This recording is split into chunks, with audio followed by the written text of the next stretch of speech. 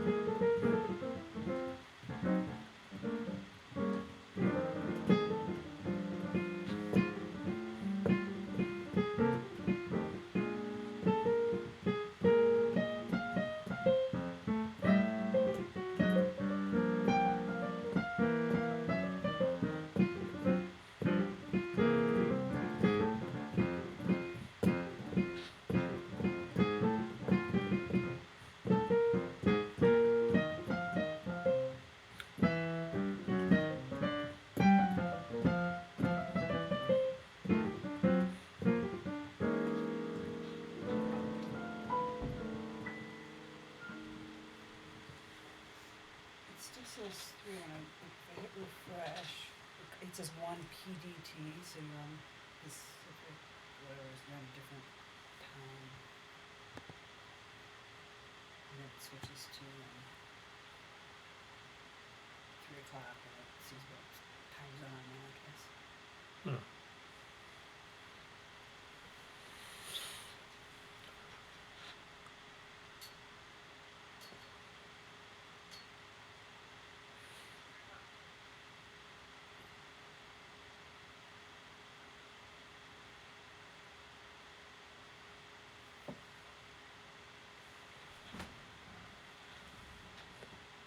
So how did you get there? Are you just on my channel and that's the only thing that's available?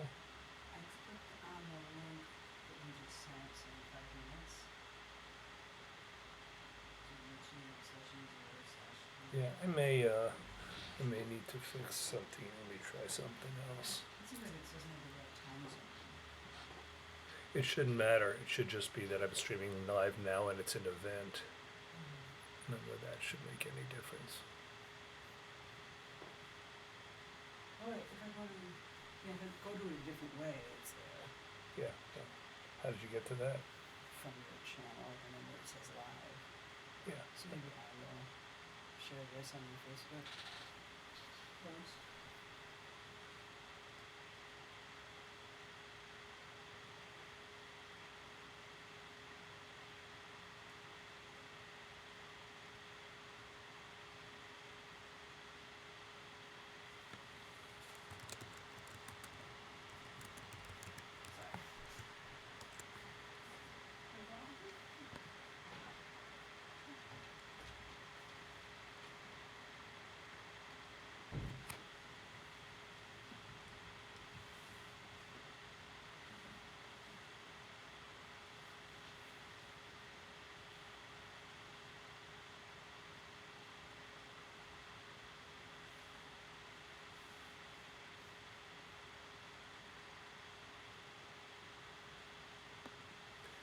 Well, apparently there are 4 of you watching. Sorry for the interruption there.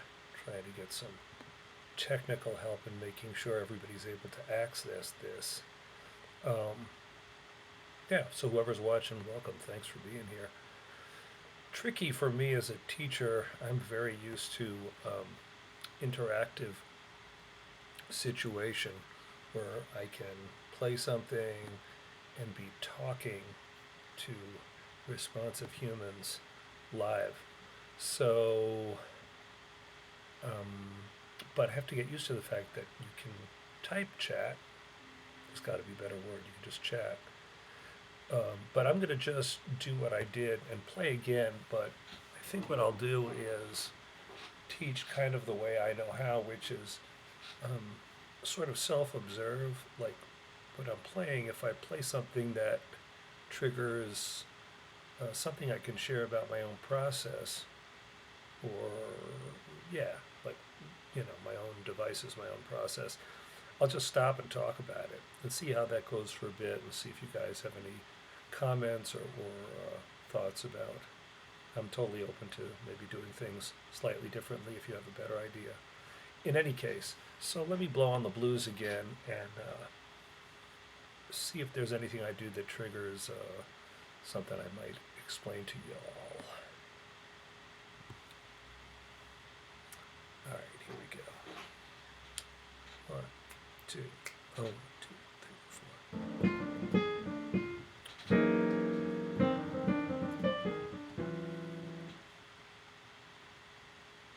4. One more time with some volume.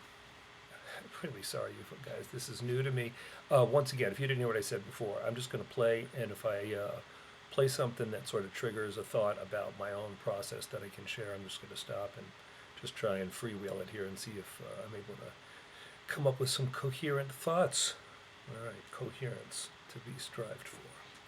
1, 2, 1, 2, 3, 4.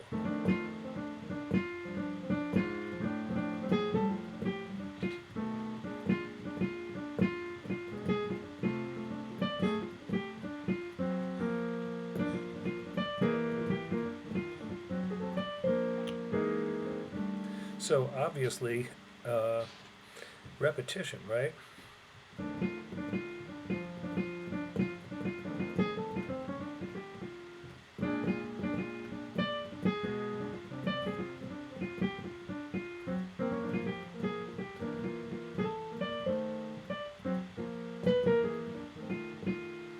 So melodically, I'm just messing around with in the key of F the idea of 6, 1, flat 3, and 3. So we all think of, or we probably think of the blues scale as this series of notes, right? The minor blues scale.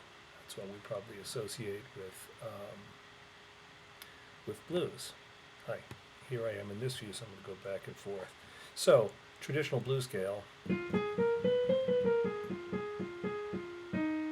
But then if we use the sixth, which sort of seems to imply B flat 7, it opens up another sound because we're on F7, so that's our 13. So we get this.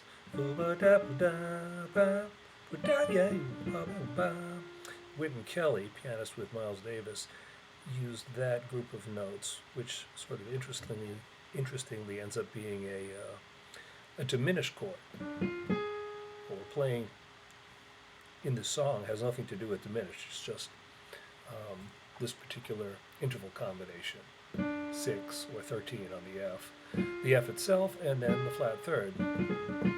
Okay? But what I'm doing is trying to use repetition.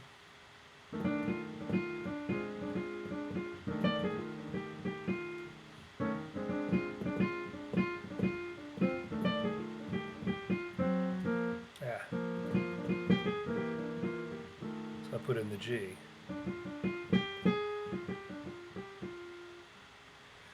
You'll notice rhythmically, what I'm doing a lot is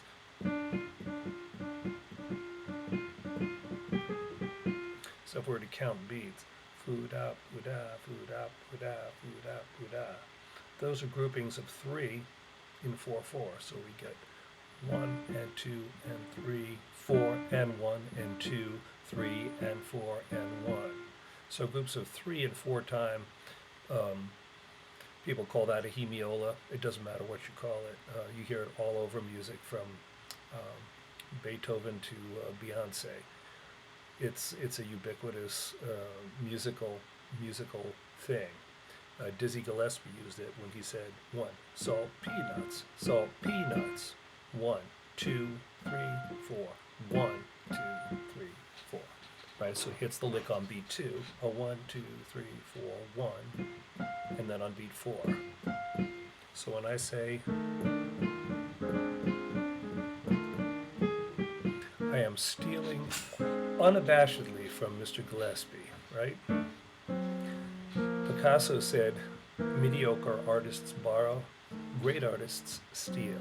So I am stealing, following Mr. Picasso's advice there. So, couple things. Repetition, right? Repetition for sure.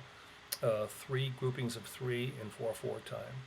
Foo-da, boo-da, boo-da, boo-da. If you haven't checked out Salt Peanuts, listen to that head, and you'll get it. And then the idea of sort of this blues scale plus 1 note, the 13. Just gives it a really funky sound.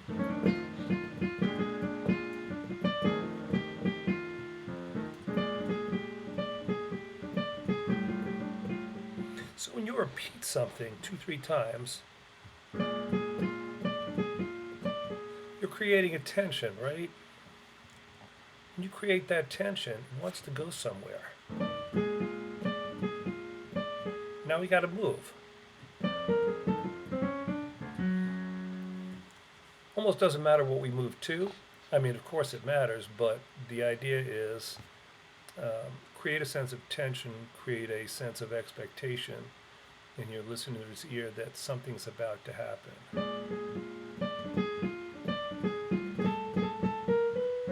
Right? If it didn't move, after a while it's boring. 3, maybe 4 repetitions, that's about what the ear can take before it expects change. I mean, philosophically, I think there have been articles written. I know there's a whole book, I think. Can't remember the title at the moment, about in music the interplay or the dynamic between repetition and change. And we all need some sense of repetition or predictability, I guess, really is what it is, and then a sense of when things are going to not be predictable, when they're going to change. Let me play a little more, see what else comes out here.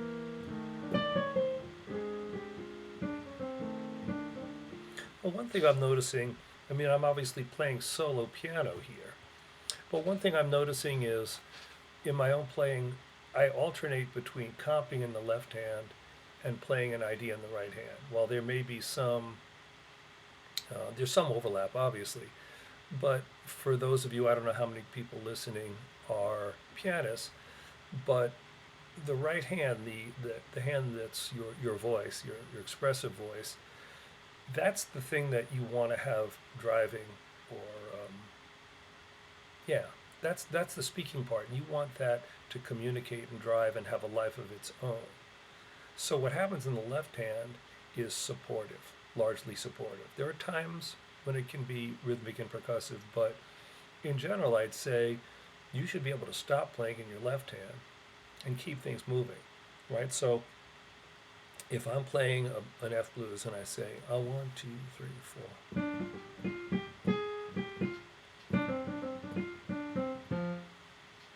that's the fifth bar, B flat.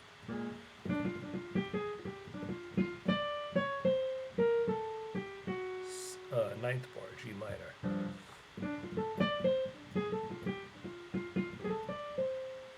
So hopefully you can hear that form, right, without me playing anything in the left hand. So when I play in the left hand, I'm just supporting myself.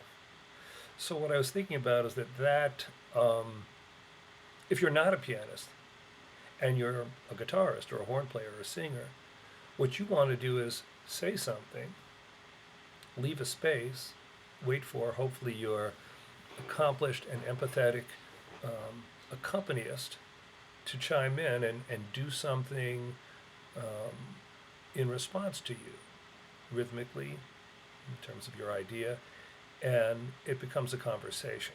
So, in a sense, when I play solo piano, I'm having a conversation with myself, both between melodic phrases, one to another, but also between my right and my left hand. So if I say, sorry,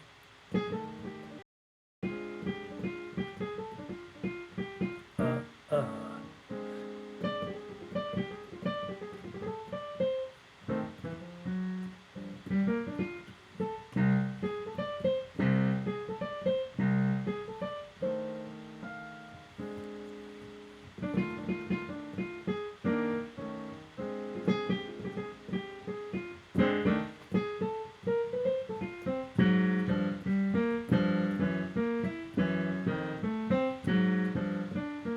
kind of overdoing it there, but a bit. But if I was to be playing both hands with greater density, where the right hand didn't take breaks or the left hand overstepped, then the two are going to be in conflict.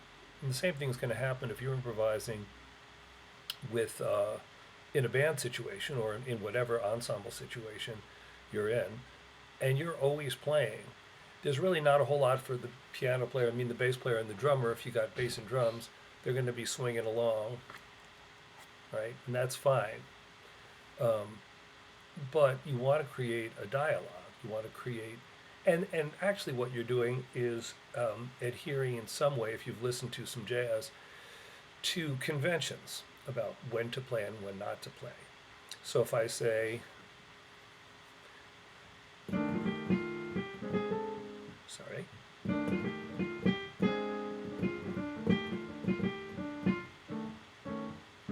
that space where I played is a typical thing to leave open. or at least in that situation, that's where my phrase led.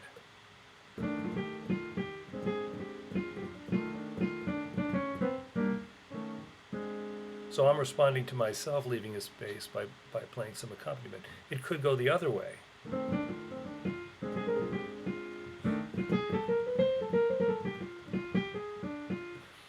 There I played right through that particular spot in the form until I was done with the idea. Then I let the left hand comp or answer. So that same thing could be happening for you in an ensemble situation where you decide to play through, and hopefully whoever is accompanying you will give you that space to allow your idea to bloom, blossom, whatever the metaphor, and then they'll add something. Okay, so talking about a lot of different concepts here, free sort of free associating. The basic idea being for pianists, speak with your right hand, comment with your left hand. If you're not a pianist and you're just improvising, play phrases, leave space, allow the other person or persons to do something. It might not just be a copy instrument, it might be that the drummer plays a fill, right? By and then I'll come back.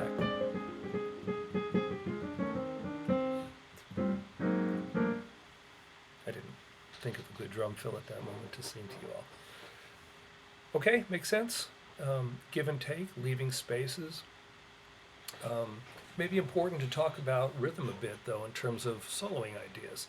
You don't, people over stress, in my opinion, scales, modes, sort of complex theoretical constructs that, while fascinating and compelling in their complexity, or at least what we perceive to be their complexity, are really not the most important things. The most important stuff is rhythm, always. I go back time and time again to Dizzy Gillespie's quote where he said, "I play rhythms mostly, and then I put notes to them." So what Dizzy's saying is rhythm is the motivator. Rhythm is at the core. And I dare say for most players, from Bird on, I mean, before that too, Louis Armstrong, but we're talking basically bebop and post-bebop, starting with Bird and Bud Powell and Monk and Barry Harris, and then the whole lineage I'm talking about, well, some pianists there and horn players as well. Rhythm is the thing. So what is it? How can we be more specific? If I had to give you 2 tips, I would say work on, in general, work on starting your phrases on an upbeat.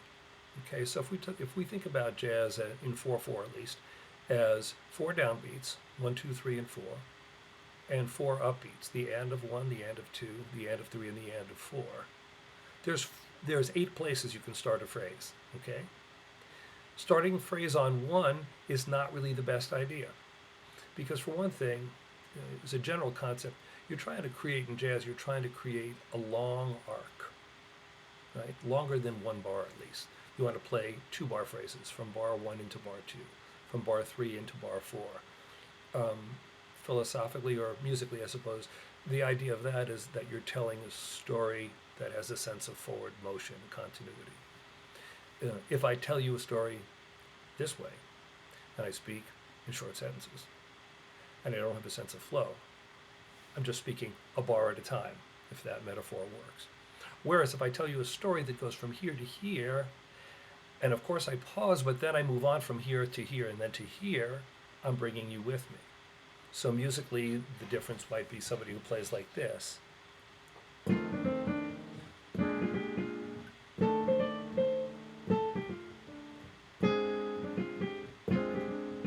Very downbeat starting on the downbeats with the phrase, right?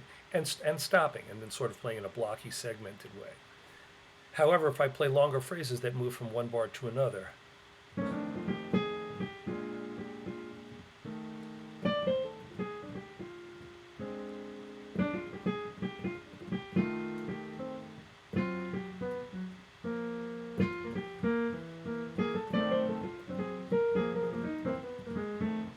Okay? It's not just that the phrases are longer, they're a little bit longer.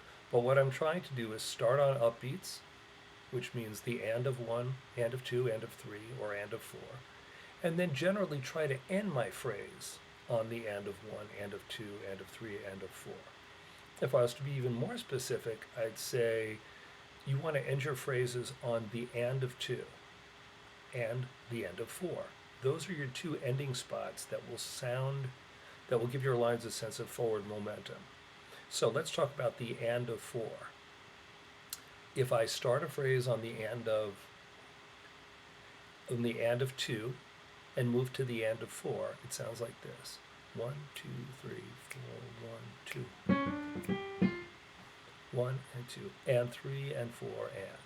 Ba you, ba do, ba. 5 notes. Okay? So listen to the effect of just that phrase rhythmically in terms of creating a sense of motion.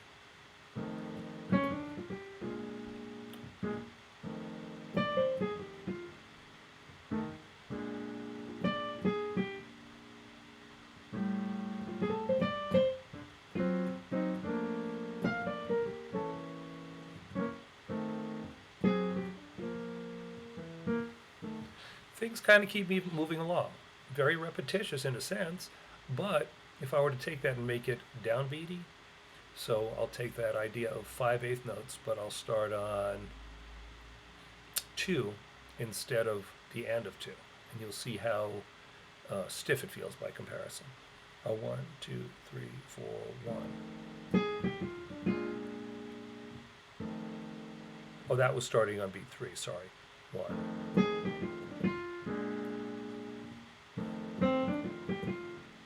It's just so weird. It just feels really bad to me. 1. I feel more like I'm playing some kind of marching band thing. Whereas if I play 1, 2.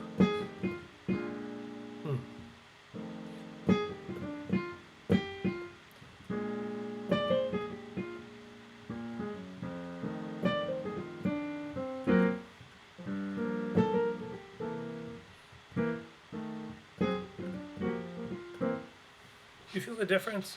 So that's a simple 5-note phrase that starts on the end of 2 and moves to the end of 4.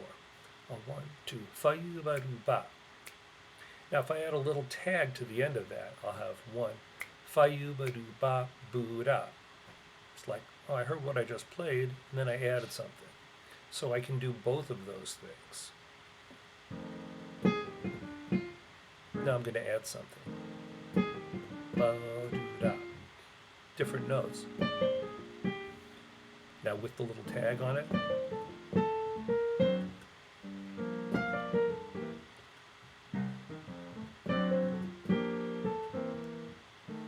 So I'm having a little rhythmic conversation. 1. Ba yu ba do ba. Ba yu ba do ba boo da. Ba yu ba do ba. Ba yu ba do ba boo da. Ba yu ba do ba. Ba yu ba do ba boo da. So one of the things I've found in my teaching is that the brain can only process so much stuff at once. So if you're wanting to be creative with your choice of melodic materials, which notes you play basically, if you limit your rhythm, that's one huge thing that you don't have to think about. So the idea of coming up with a rhythmic construct that works, this little 2-part phrase, question and answer, so to speak. 1, fa ya ba do ba, fa ya ba do ba boo da. Okay, if that's a given, you don't have to think about that. Then what you think about is, okay, I've got this rhythmic construct, little A, B phrase, and I'm going to insert notes, or I'm going to make up, although I don't really believe in that so much. Talk about more about that in a bit. But the rhythmic part is predetermined. That means you can focus on the notes. Okay?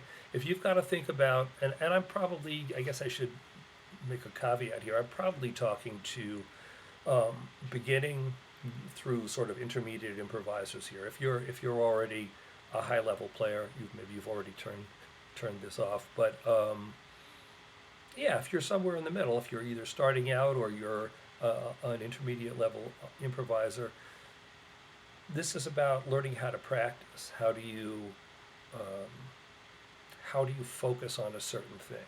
And one way to focus on what notes you pick and to start to hear note combinations or melodies that are pleasing to you and that you really want to incorporate and make part of your vocabulary is to limit the rhythmic content.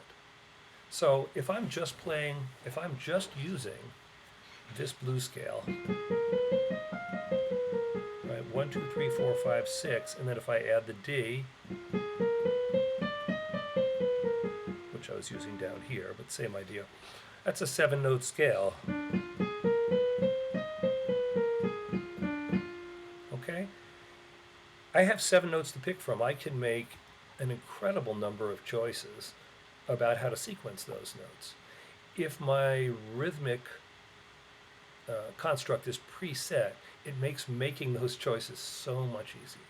So much easier. So let me demonstrate again playing on the blues and see if I can actually put that into practice.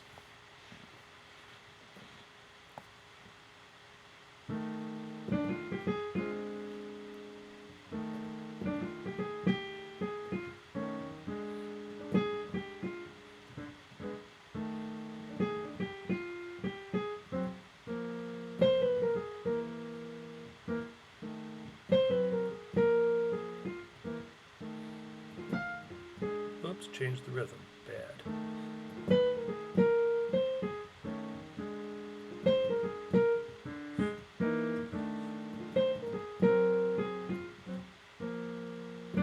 Change the rhythm. It's all right.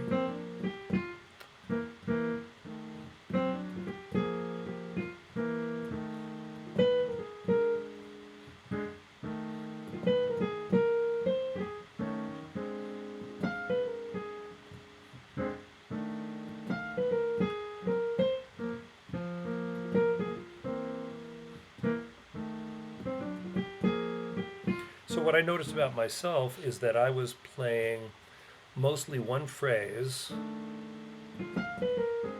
and then repeating that phrase and adding something.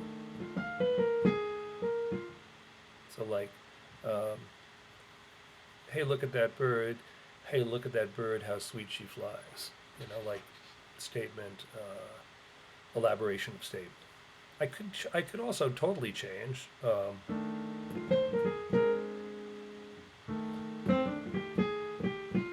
That's okay too.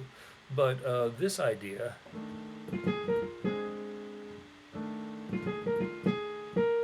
where you're playing the same thing and then adding something to it, that's more about what is often referred to as motivic development. Sonny Rollins, great tenor saxophonist, is often cited as one of the most important people in jazz in terms of playing with a sense of motivic development, where you take an idea and then you expand upon it. Cool. So I'm going to pause for a minute or two. I see that there are 6 people um, in the conversation here. Oh, that's nice, Javier. I've got a small screen here, so I didn't know. I didn't know you were here. It's really nice that you're watching. Hope things are good with you. Hope you're being healthy and all that. And Raymond Charles, damn. I know you're not Ray Charles because he's passed, but and it's fun that you're not a big talker. It's really nice to have you, whoever you are. Um, I'm curious. I know Javier plays tenor, if I'm recalling correctly.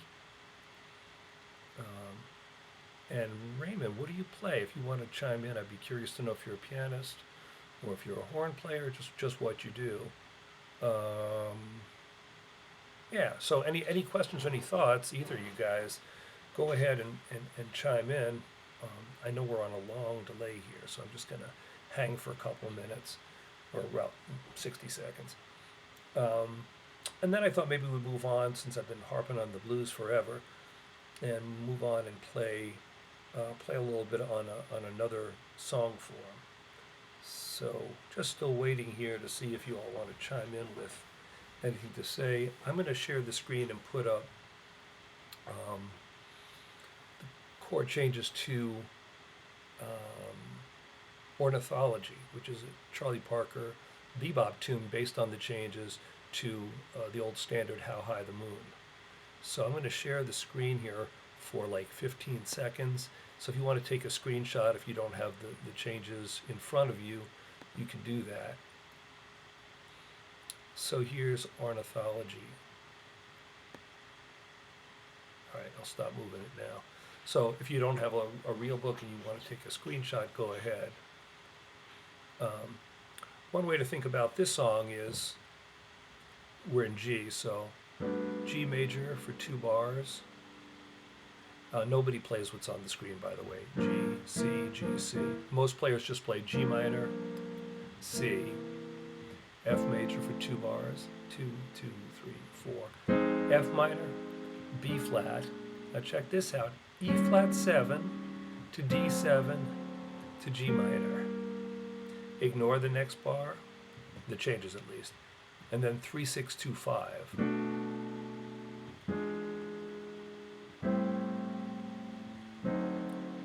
Okay, we can just talk about that A section. We don't even have to do the second ending. It's basically a 32 bar tune. AA is the form. So I'm going to go back to take you out of screen view here.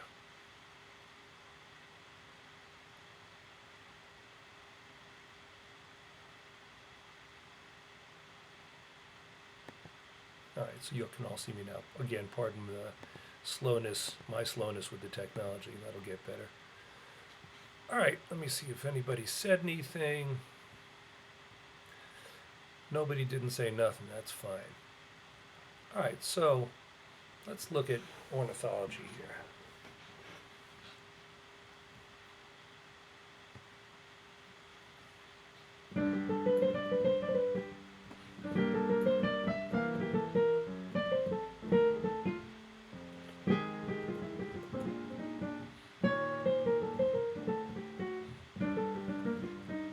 You know what? That's too fast. I'm going to start again. Play a little slower. Oh, 1, 2, 3.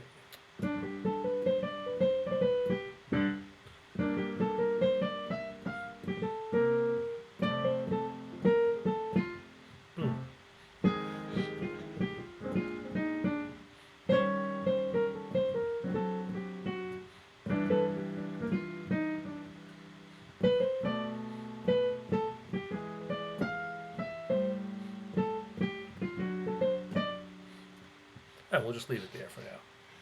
So that's Ornithology. Once again, G major, 2, 2, 3, 4, G minor, C7, F major, F minor, B flat 7, E flat 7, D flat 7, D7 rather, to G minor. And then a turnaround, 3, 6, 2, 5, B minor, E7, usually with a flat 9, A minor, D7, usually with a flat 9, and back to G. That's the first half of the song. All right, so now I think I'll do the same thing. I'm just going to blow on it for a couple of minutes, and then I'll slow down and blow on it some more. Not slow down, but I'll blow on it some more, but sort of interrupt myself and see if I actually have something to say to you that might be of use. All right, here we go. 1, just the blow. 1, 2, 1, 2, 3, 4.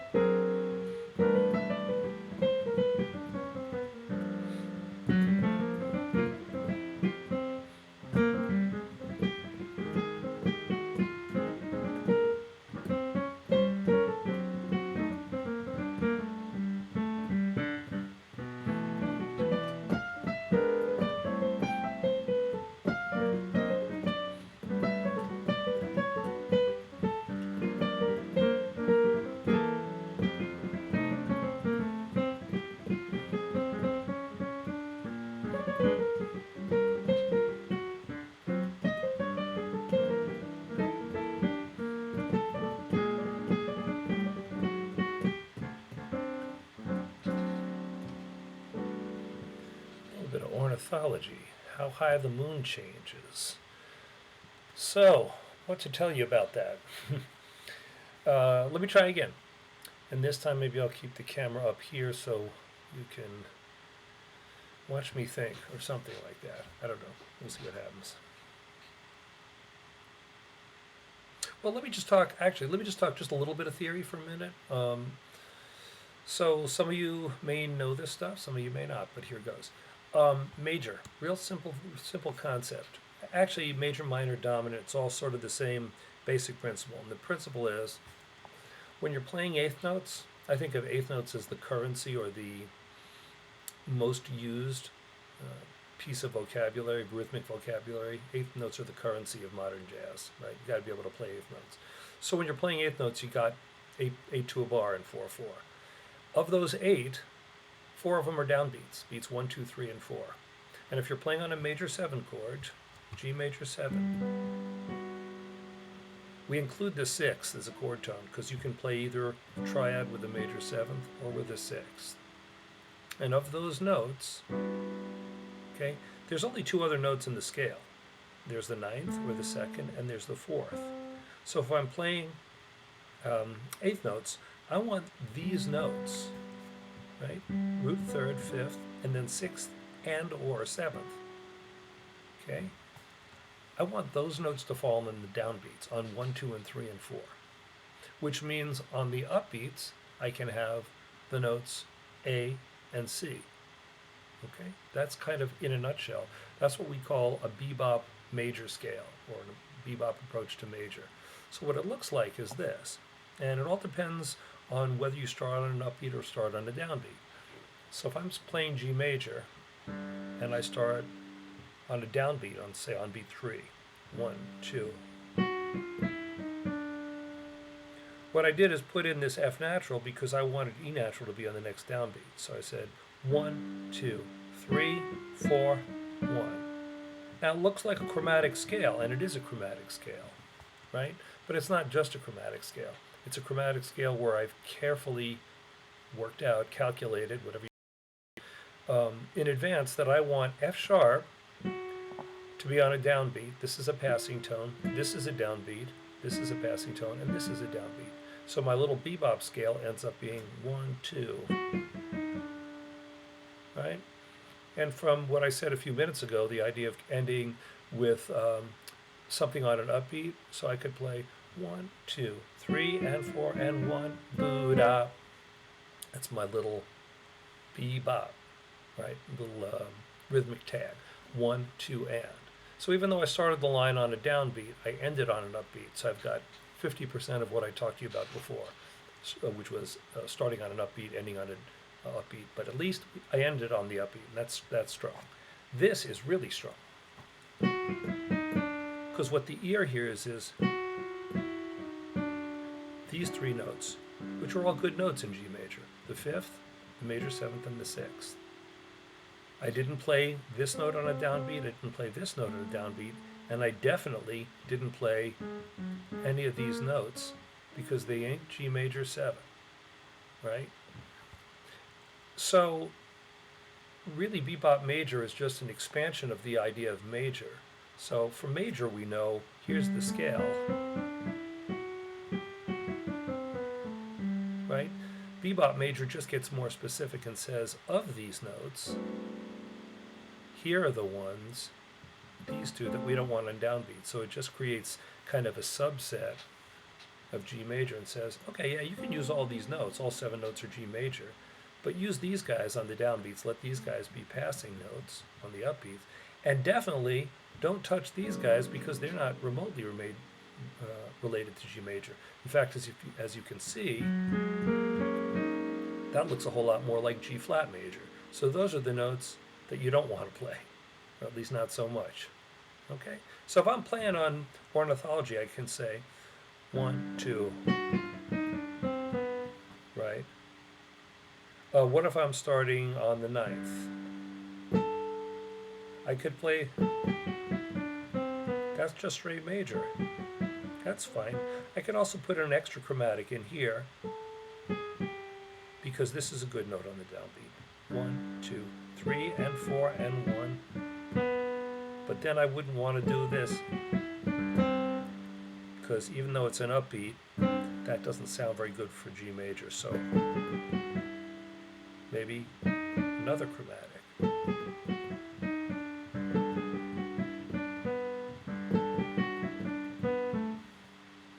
That's a little bit of an exception, maybe. So that's the basic idea of G major. Roots, thirds, fifths, sixths, and sevenths on the downbeat. Okay? So here's some ornithology major stuff.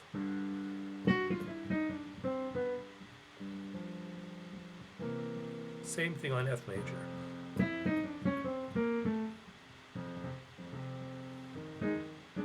Now we get to dominant seventh.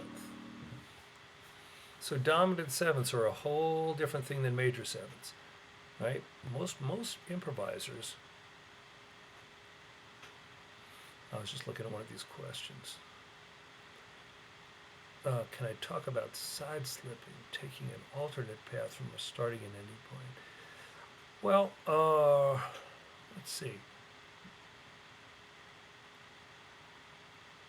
It's probably beyond where I'm at this moment. You know, there's only a small group of people listening. I probably should have taken a little poll just to see where you all are at. Let me, if you'd stick with me, I can't see whether you're a Mr. or Mrs. Looks like a Mr. Moore. Maybe I could ask you to just elaborate. I'm not sure exactly. I think I know what you mean by side slipping. Maybe some people call that planing, or when you say an alternate path from a starting or an ending point. Let me ask you, if you wouldn't mind, to perhaps elaborate on that question a bit, and then I can definitely address it in a couple of minutes. I just want to work on getting through this form. So hang out, and maybe in another 5 or 10, if you can perhaps elaborate on your question, I'll attempt to get in there and help you out. So where was I? Oh, dominant sevenths. So dominant sevenths are the chief point of entry is what we would call the bebop dominant scale. And that's just like major. The difference is, and we'll use the two dominant sevenths in this song, E flat 7 and D7. Okay? The normal point of entry, or basic scale, is a Mixolydian mode, which is a major scale with a flatted seventh. That's the easiest way to describe it. Major scale with a flatted seventh. And then for D, flatted seventh. But the bebop approach says, make sure you've got these chord tones on the downbeat. Okay, 1, 3, 5, and 7. So when you're playing on E flat 7, and again, I'm going to start on, this one I'll start on beat 1 just because we only have 4 beats per chord. So if I start, my bebop scale would sound like this. So you'll notice I added this passing tone, and that's because I want D flat on the downbeat, right? Because this chord, this note, really accurately describes an important part of this chord, the seventh, the flatted seventh. Remember, the tones you play, the chord tones, tones you play when you're improvising, are supposed to outline or describe the harmony that's currently happening at that time, right? So if I played straight Mixolydian, well, the C doesn't really do much at a fundamental level to describe this chord. This chord is about 1, 3, 5, and 7. So if I play 6 on the downbeat, actually if I continue down, it gets worse, because now I've played an A flat triad where what I'm trying to play is E flat 7. So if I do this, add that half step, 1, 2, 3, 4. So now I've played these tones, root, flat 7th, 5th, and 3rd on the downbeat. And that really describes quite accurately this chord, because it is that chord. The notes, the melody notes are the chord. Okay? So here's a basic thing I could do on E flat 7. Just 5 notes. And then I'd take that down a half step and transpose it to D. So it would look like this. Here's my D, dominant 7, D7 chord, and I would say passing tone.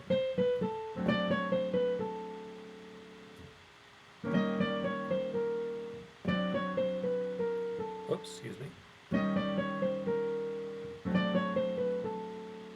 Okay, so that's one real simple way to negotiate or navigate E flat 7 to D7. So what makes it boring is that I played on beat 1 both times. 1, 1. So if I make one change and I play the first chord on beat 2 and the second chord on beat 1, it's going to do this thing where it sort of compresses the time, because I'll be saying 2, 3, 4, 1, 2, 3, 4, 1. That idea I talked about maybe a half hour ago, where you're grouping in groups of threes. So here's 1, 2, 3, 4, 1, 1, 2, 3, 4, 1. So that sounds like this: a 1, a 1, 2, 3, 4, 1. Whoops! Did that twice now. Let me show you that.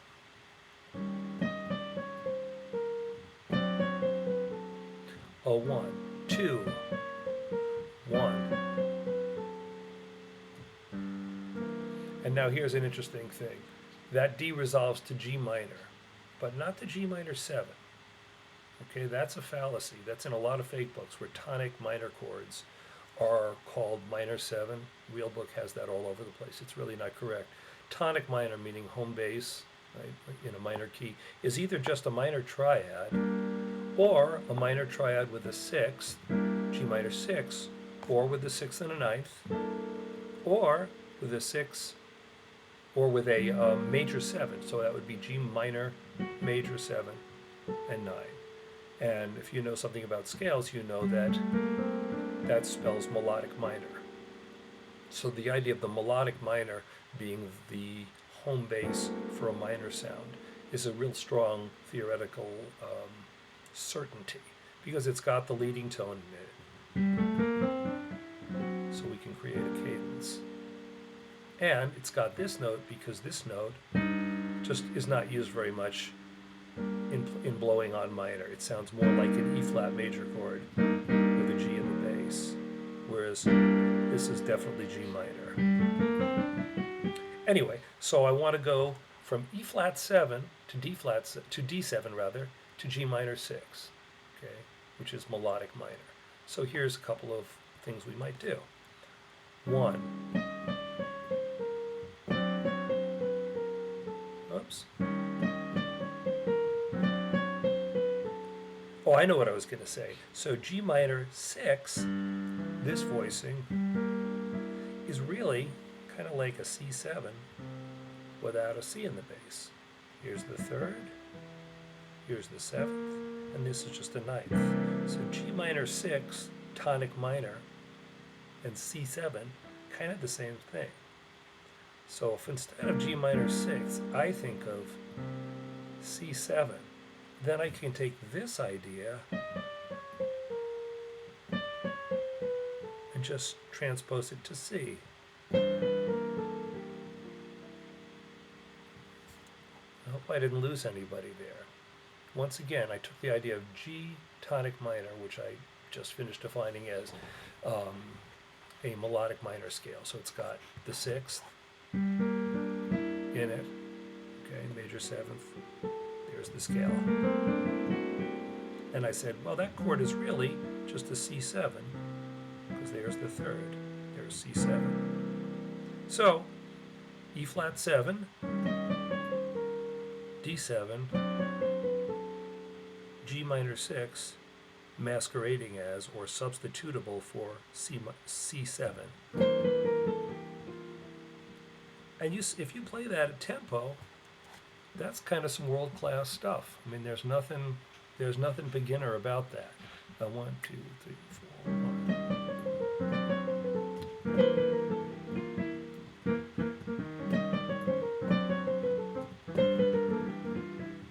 Right?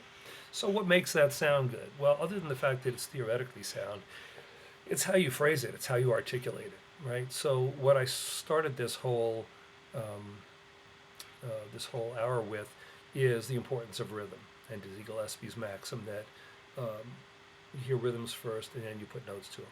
So we've got a one, shoo ba doo ba doo, fa ba doo ba doo, fa ba doo ba boo da. Well, I could solo all day on that rhythmic construct. A one, two, three, four. A three, four.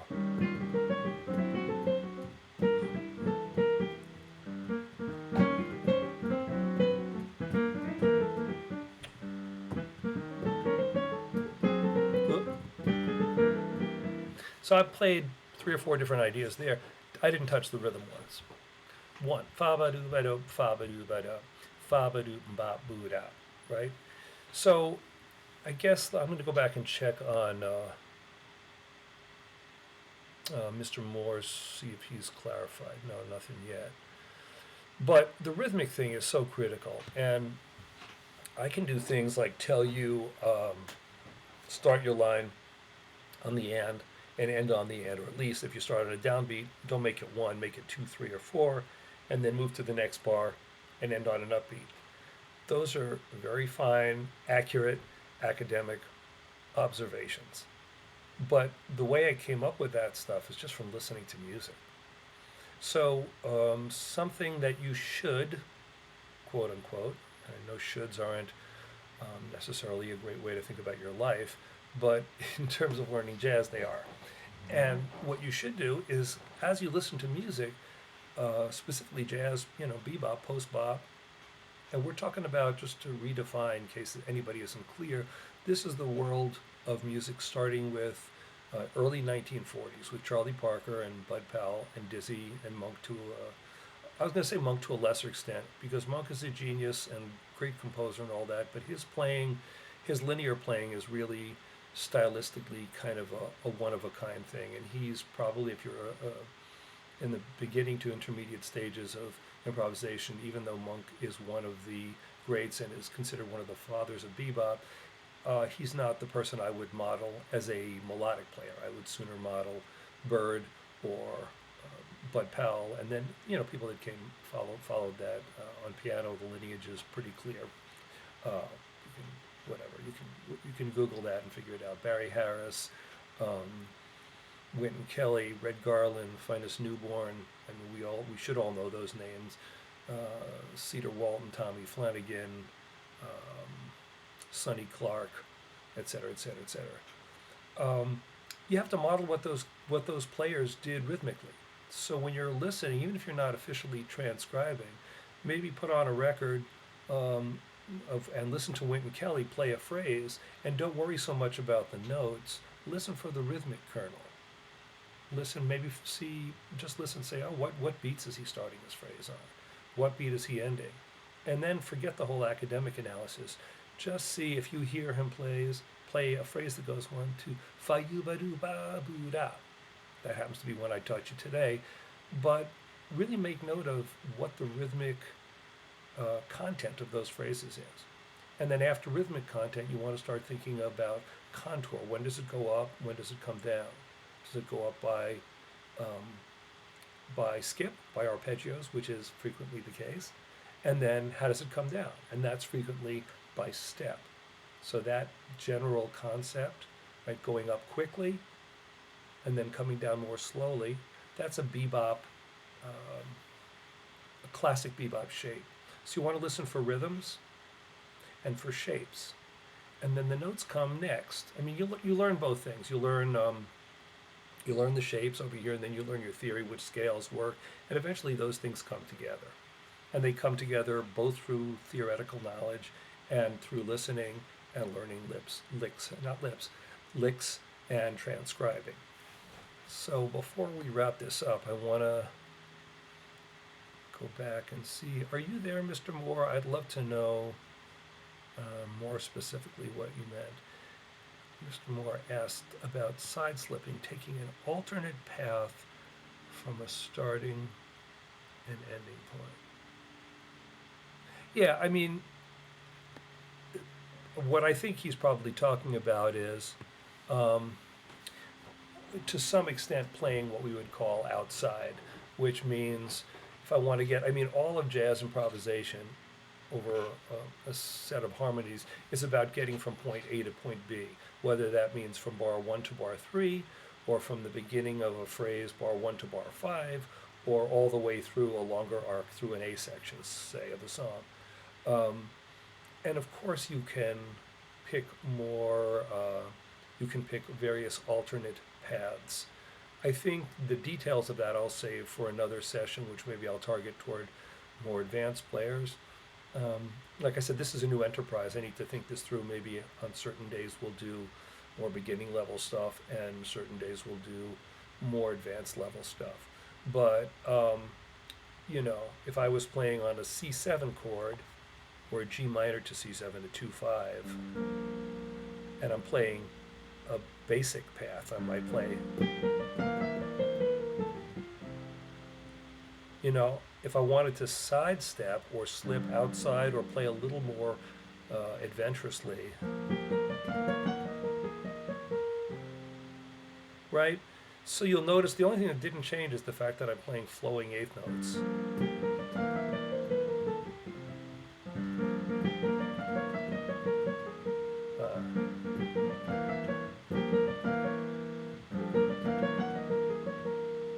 Pentatonics.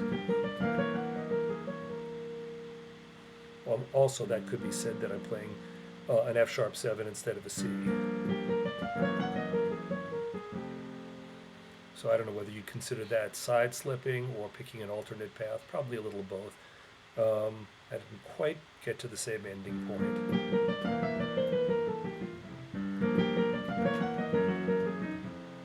All right, I got to the E that time. In any case, that's definitely more advanced stuff. I appreciate your asking the question, but okay, so let's see, you're expanding on it. In ornithology, when I play 2/5 and measures 3/4, heading to A, F major, any alternate harmonic path that I could take. So your second point, Mr. Moore, about that wouldn't conflict with the piano/chordal player. If you're the soloist and you're playing something that you hear clearly and you want to play, unless you've got a really, I don't even want to qualify it. I would just say you play the path that you want to play, and it's up to the chordal player to listen and follow you or get out of your way. And if you're making sense, whatever that means, if you're being convincing, you'll be convincing, and it doesn't matter whether that person follows you or not. But hopefully they'll have good enough sense to not slam their changes down your throat if you figured out another way to go.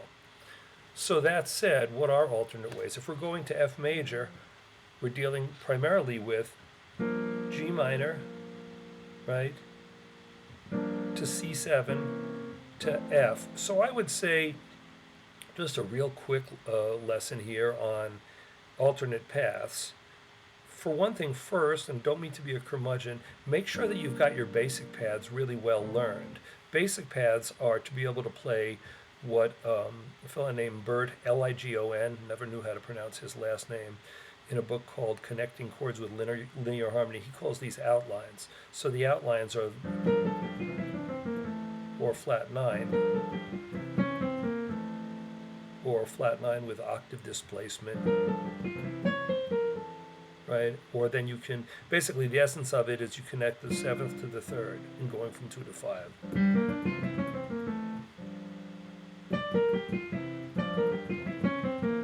If you've got that stuff down, and you can really play it, right? I mean, not kind of sort of play it, but really nail it consistently, then I'd say, sure, try a bunch of alternate paths. I'm assuming from your question that you're an accomplished player and you can do it, but I'm just sort of checking in with, I would suggest strongly that you don't skirt the important tonal stuff before moving on. Okay, that said, sure. If I'm playing on G minor, I don't know, I might think about, first I would think about altering the C chord. So instead of using bebop,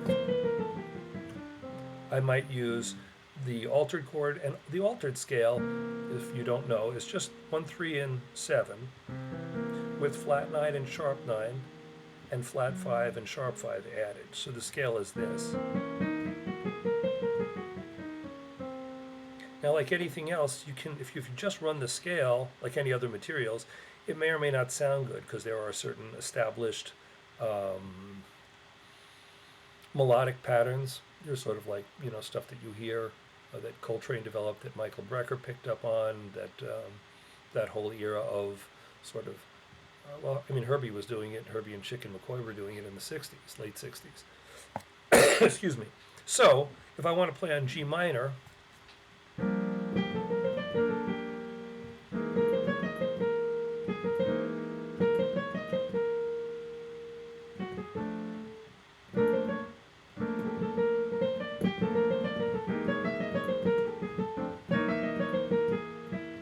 mean, any number of things where I'm using flat 5, sharp 5, flat 9, sharp 9, right? So that to your ear will sound slightly more out or alternate than this.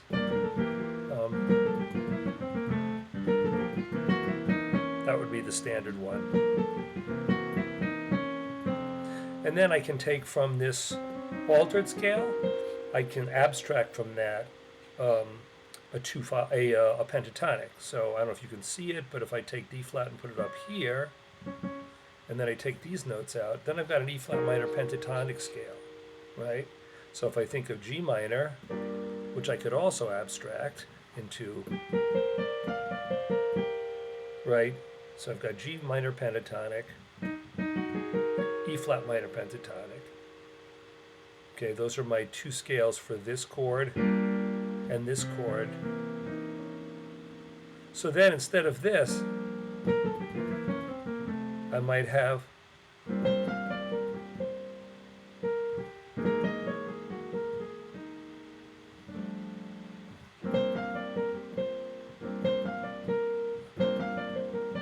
or let's be real straightforward.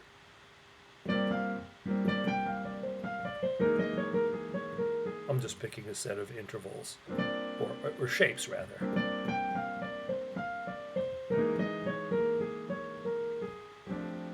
Right, so that sounds kind of alternate pathy. And then if I put some force in the left hand,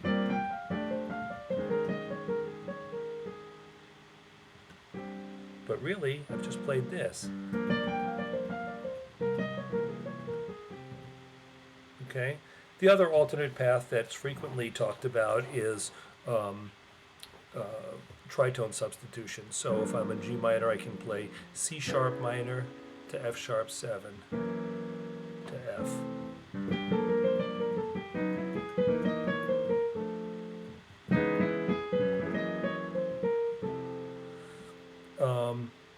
Alternate paths other than that, I'd really be stepping way outside of, in other words, I could say I want to play a different 2-5 moving to F. You can play B flat minor 7. That's called a backdoor cadence coming up into F. But if you're going to do that, I mean, if you do it consistently every chorus, then your pianist will probably pick up on that. Then you're substantially changing ornithology, and it's okay to do. Obviously, anything is okay, whether it sort of alters the tune so much that you'd want to have that as part of your arrangement, so it's something that you consistently do or not, is probably an open question.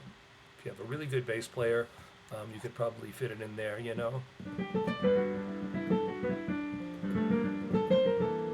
Oops, I blew it.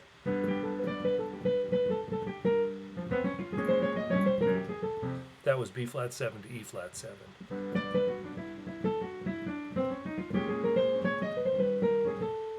Those are the Yardbird Suite changes. Okay, but we're getting pretty far afield. So maybe that gave you a taste of what you were looking for. I hope so. But let's do that in another session. Like I said, I'm going to think about maybe organizing this into more sort of, let's call it beginner slash intermediate sessions, and then intermediate slash advanced, and see if we can't create two different streams, no pun intended. Anyway, this has been fun. I am rambling on. I hope you guys are enjoying this. Please feel to leave some chat feedback. I'll just sort of leave this open for a bit, or I guess I don't really know how this works, whether it leaves the recorded session up there or not. I think it does, and then just comment. But I'm having fun doing this. Like I said, it's new to me, but I really enjoy sharing. And for the next couple of weeks, this week and next week, I've got some time on my hands. So let's continue to do this. And for the next, let's say for the next, this week and next week, weekdays, I'll be on here around 1 o'clock for an hour plus, like today. And if you've got fellow jazz um, players, aficionados, whatever, please let them know. We'd love to have more eyes on this. And also, if you want to leave in comments, if you have a set of chord changes